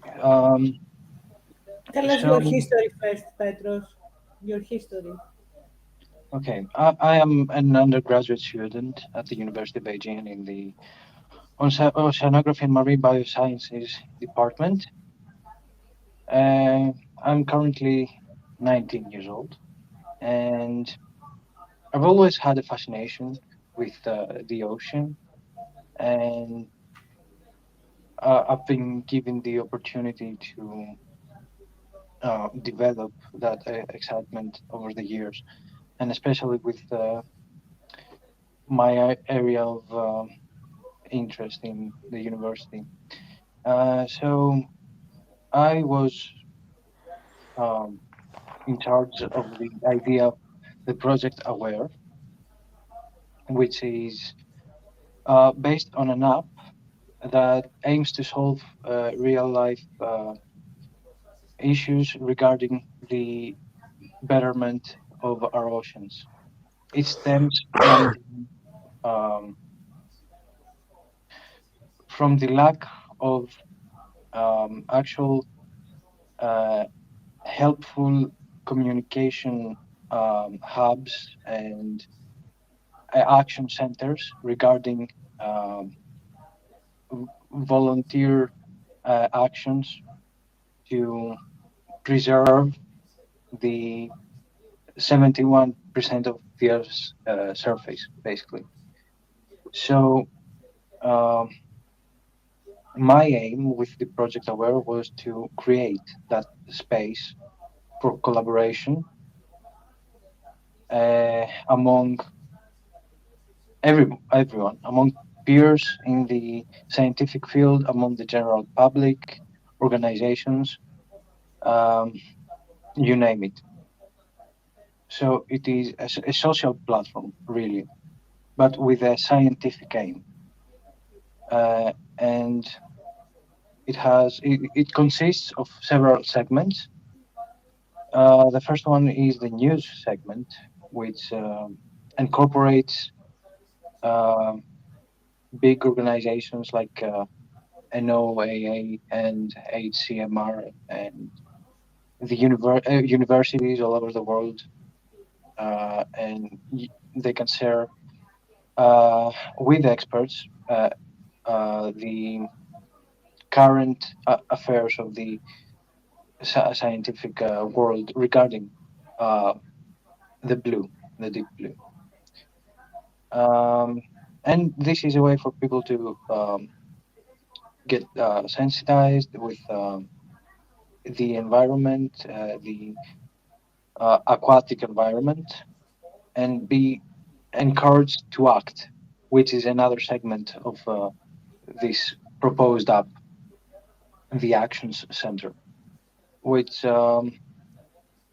actually would have an integrated map that shows in real time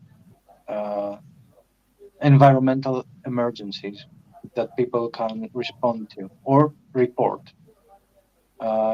Those reports are visible to anyone, and first and foremost, experts and even the local authorities. And there is also a Q&A section. The Q&A section has two parts. The first one is for peer conversation and consulting. So it makes it easier for experts in different areas, like a biological or oceanographer and a physicist, and that deals with hydrodynamics, for example, to collaborate and ask each other questions regarding a study, perhaps. But it's also for the general public, which can ask questions and be answered by experts. And the top questions will be pinned somewhere. So the FAQ, frequently asked questions, so people can advise them. The end goal is basically a better chance at saving our oceans, because they are in their quality is in decline. So All right. So if I get it correctly, you have developed a platform that is somehow like Reddit, let's say, where people can ask questions and experts can communicate with each other and provide answers on how to save the oceans. Is my understanding correct? Yeah, that's part of it. Basically, you can think of it of the first segment is an Instagram feed with news, aquatic news. The second segment is the action center, which has a map and alerts for environmental emergencies. And yes, the third section is the Reddit-like section. Yeah. Very, very nice. Very nice. You haven't developed the platform yet, correct? No. I have only developed the framework, and I have some indicative screenshots. Oh, so the reason of you being here today is a case study for our participants to see what a business idea seems like. Okay. And you are also asking for other participants that would like to become a part of your team to continue this project. Yeah, anyone is welcome to join. This was mainly like a preliminary desktop study for this app, which I also presented in the ERUAHackaTHon. All right. It has more aspects. It is actually a bit more developed than what I described. It has some business and entrepreneurial aspects, which are a bit more complex, like a point, a reward system within the app. Yeah. That's interesting. Okay. So let me jump right to Stathis and check if his connection is okay, if he can be heard now.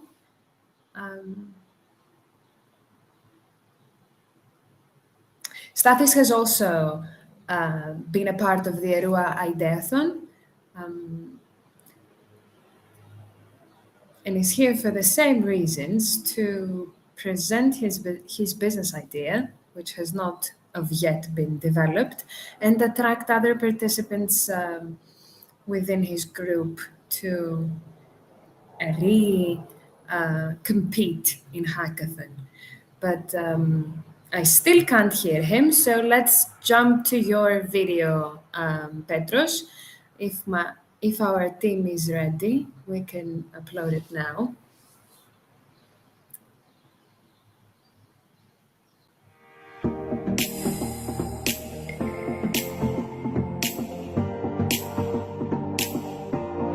I am Petros Marinakis, an 18-year-old student from the University of Aegean in the Oceanography and Marine Biosciences department. I have developed a passion for the aquatic world from a very young age, with a simple mask and snorkel. I now continue exploring this amazing world as I have recently received the certification for open water diving.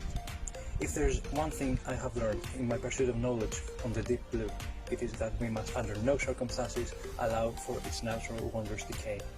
And this is where you come in, because without your help, none of this is possible. This is why I am proud to present to you Project Aware. Project Aware has its basis on a simple yet effective app, which aims to bring closer the general public, students, experts, and organizations all around the world in the most coordinated mass attempt to preserve 71% of the Earth's surface and keep that pale blue dot blue.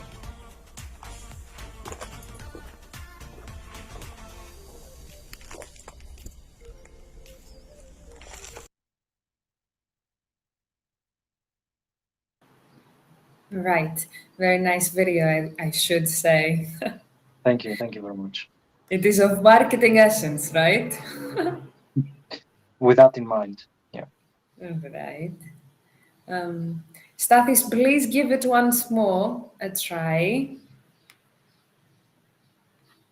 If it doesn't work now, we're just gonna jump onto questions, the technical ones for our participants.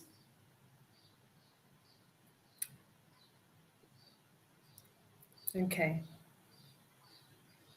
So I will be sure to invite you on site 24th to 26th of May, so you can participate in the competition if you like, but also present your idea to the rest of the participants, because I really think it is of the essence for them to hear about Nomad School.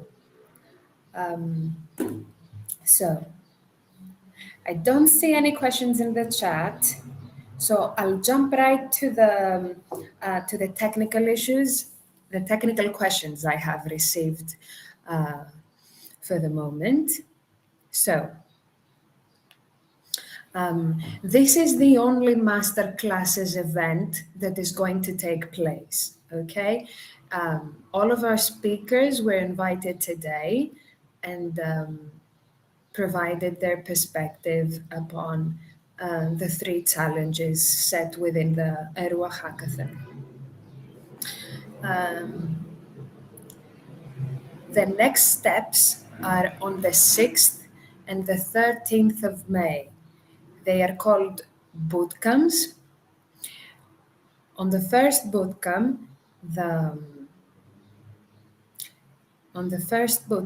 the teams are going to be created and participants are going to be informed about what the business plan is and how we want you to develop your concept plan, okay?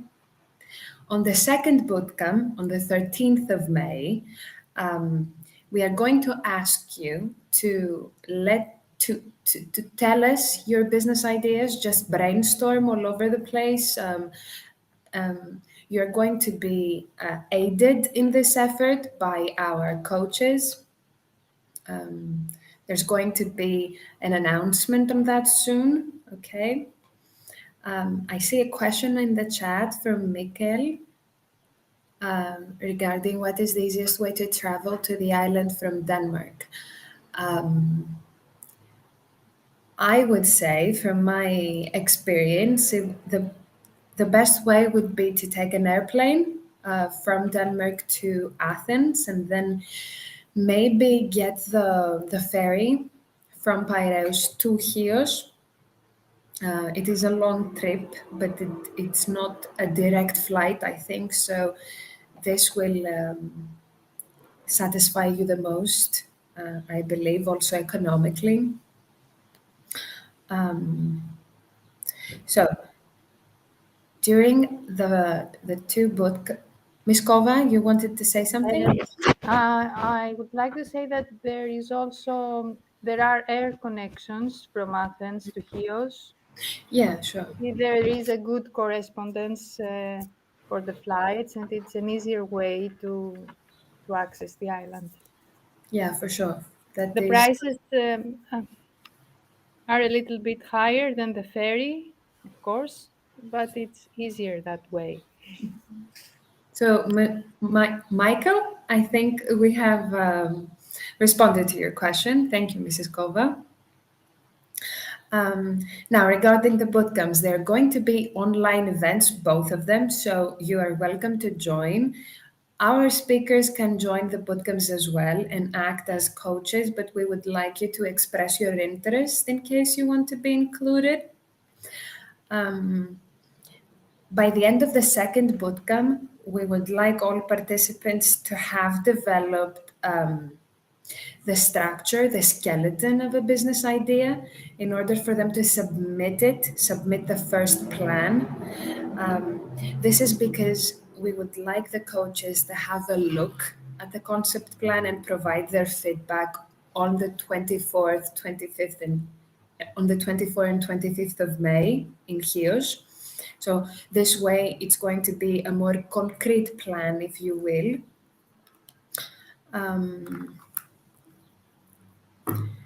Okay, so from the 13th to the 24th of May, what you will have to do is look over the business plan you have developed up until the 13th when you submit it, and maybe optimize it a bit until the 24th when you're going to receive the feedback from the coaches. On the 26th, there's going to be an awards ceremony.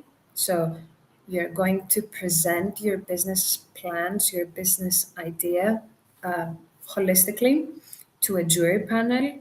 And we're going to have 3 award-winning proposals. I think that's all I had to say. Now I would invite Irini Papadopoulou, who is the project manager of the ERUA in the University of the Aegean, to express anything. Hello, everybody, and thank you very much that you have participated in this pilot for us case as master classes. We had a lot of technical problems, but the idea, we know this, and the idea behind this, it is to connect each other with what we are talking or what we are thinking, what we have written already under different initiatives, different collaborations that we have already developed in this partnership. Before I will say some other issues, I have a question for Petros. Petros, is there any possibility for the application of AWARE to be used for other initiatives, such as, for example, about tourism in, for Chios as a tourism destination, for example, in environmental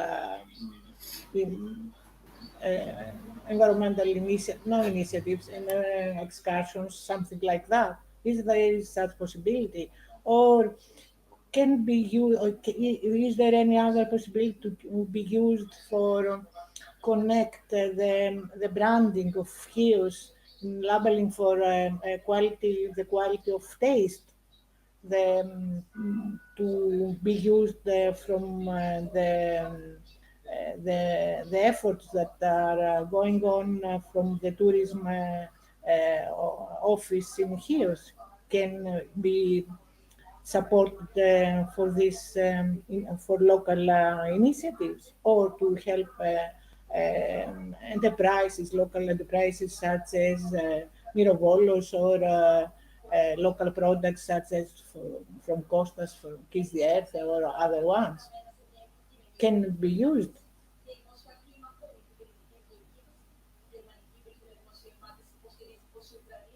Can you hear me, Petros?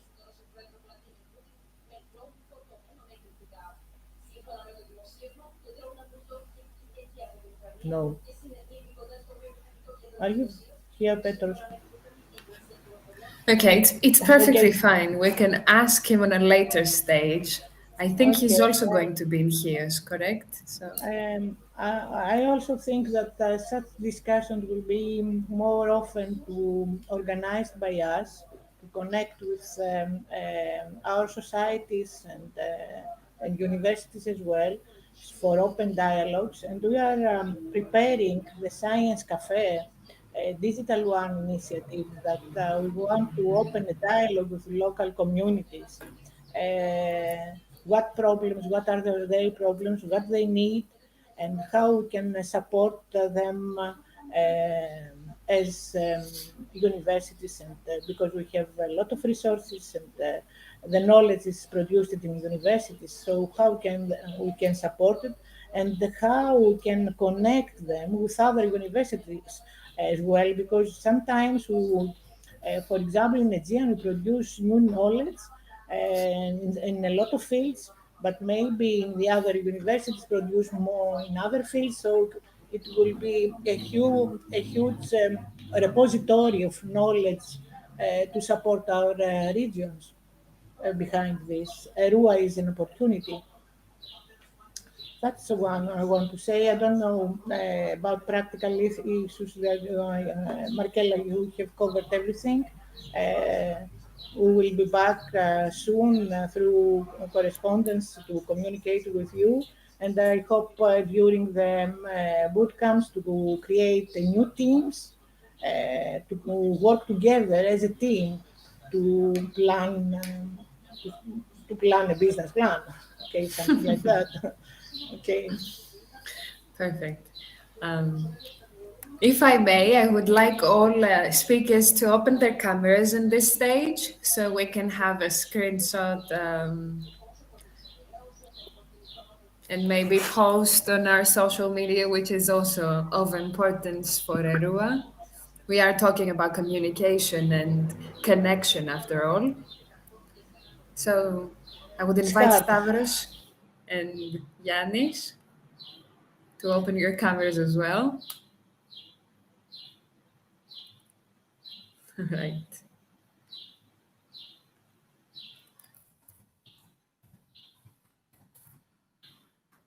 All right.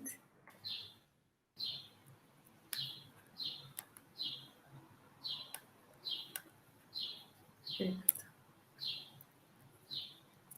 So say cheese. Okay. Thanks everyone for participating in this event today. Your contribution has been of the essence, both for us in ERUA, but also for our participants. We will be very glad to continue this cooperation with everyone. And maybe you can be a part of the on-site ERUAHackaTHon as well, which is taking place on the 24th to 26th of May. We will be sure to invite you. So have a nice afternoon and thank you very, very much. Thank you very much. Good Thank you, afternoon. Markella. Thank you. Bye-bye. Bye-bye. Goodbye.